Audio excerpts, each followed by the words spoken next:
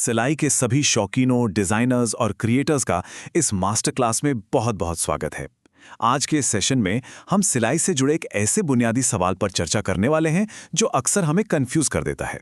तो चलिए बिना किसी देरी के साड़ी बनाने की इस कला को बिल्कुल स्पष्ट और आसान तरीके से समझते हैं। साड़ी बनाते समय आखिर कितना कपड़ा लेना चाहिए? सच बताइए, क्या ये सवाल कभी ना कभी हम सभी के मन में नहीं आता? ये एक ऐसा सवाल है जो चाहे कोई नया हो या फिर बहुत अनुभवी, हर किसी को सोचने पर मजबूर कर ही देता है। क्योंकि देखिए, अगर नाप सही नहीं है ना, तो दुनिया का बेहतरीन से बेहतरीन डिजाइन भी पूरी तरह खराब हो सकता है। ये एक बहुत ही आम चुनौती है और इसीलिए इस विषय पर हमारे बेसिक्स एकदम क्लियर होना बहुत जरूरी है। भाग 1, विजुअल मास्टर क्लास। चलिए अपनी शैक्षिक नींव को मजबूत करते हैं। किसी भी मुश्किल सिलाई प्रोजेक्ट को समझने का सबसे बेहतरीन तरीका क्या है? आसान है, उसे बस छोटे छोटे हिस्सों में बांट दीजिए। असल में एक साड़ी कोई सिर्फ एक लंबा सा कपड़ा नहीं होता। ये प्लीट्स, पल्लू और कमर के नाप का एक पूरा व्यवस्थित गणित है। और जैसे ही हम इस गणित को छोटे छोटे हिस्सों में तोड़ते हैं, तो यकीन मानिए मुश्किल से मुश्किल कटिंग भी एकदम बच्चों का खेल लगने लगती है। बस हमें एक सही और व्यवस्थित तरीका अपनाना है ताकि हर सिलाई बिल्कुल परफेक्ट और सटीक बैठे। भाग 2, कपड़े का सही नाप, सिलाई का एक व्यवस्थित तरीका। अब सिलाई की उन पुरानी और उलझा देने वाली गणनाओं को बिल्कुल भूल जाइए। चलिए इसे कुछ बहुत ही आसान बुलेट पॉइंट्स में समझते हैं।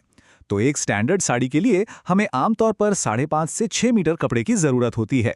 अब अगर इसमें अलग से प्लीट्स जोड़ी जा रही हैं, तो कमर के नाप का ठीक 3 गुना कपड़ा लेना चाहिए। और हाँ, पल्लू के लिए लगभग 1 से 1.5 मीटर कपड़ा अलग रखना चाहिए। है ना कितना आसान? जब हम नाप की उन भारी भरकम कैलकुलेशंस को एक ऐसी सिंपल चेकलिस्ट में बदल देते हैं, तो ना तो कपड़े की कमी पड़ती है और ना ही बर्बादी होती है, और पूरी प्रोसेस काफी मजेदार हो जाती है।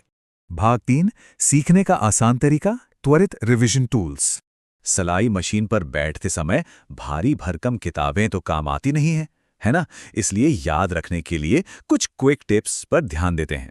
सबसे पहले, कपड़े की चौड़ाई, जिसे हम आमतौर पर पन्ना कहते हैं, वो हमेशा 42 से 44 इंच के बीच होनी चाहिए। दूसरी जरूरी बात, नाप लेते समय हमेशा शरीर के सबसे चौड़े हिस्से यानी हिप्स को ही आधार मानना चाहिए। और सबसे महत्वपूर्ण नियम, हमेशा आधा मीटर एक्स्ट्रा कपड़ा लेकर चलना चाहिए, ताकि अगर कटिंग में थोड़ी बहुत गलती हो भी जाए तो हमारे पास मार्जिन रहे। इन क्विक रिवीजन पॉइंट्स को आजमाने के बाद साड़ी का नाप लेना एकदम नेचुरल और बिना किसी झंझट वाला काम बन जाता है।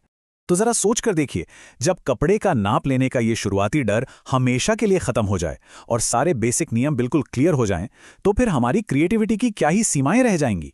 जब हम सटीक मीटर और प्लीट्स के इस गणित को अच्छे से समझ लेते हैं, तो नए नए डिजाइन्स और शानदार क्रिएशंस तो खुद ब खुद ही बनने लगते हैं।